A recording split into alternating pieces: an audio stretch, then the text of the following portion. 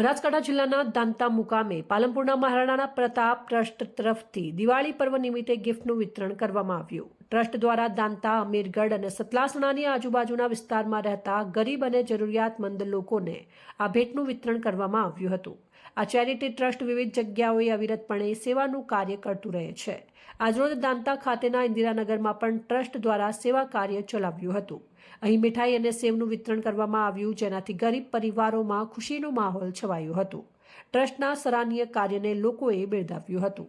Reporter Nitin Solanki, Danta. Janseva charitable trust સંચાલિત મહારાણા પ્રતાપ સેવા group ચલાવીએ છીએ।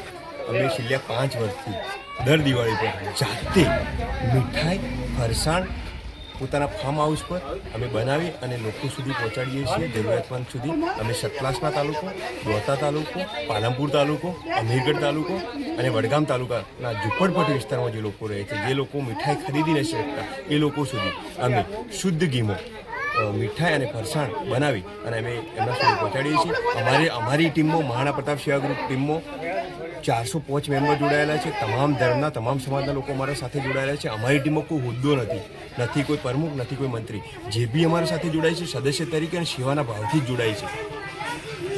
તમારું નામ? મારું નામ ચૌહાણ ભૂપતસિંહ, હું એડવોકેટ છું અને મહારાણા પ્રતાપ સેવા ગ્રુપનો સદસ્ય છું।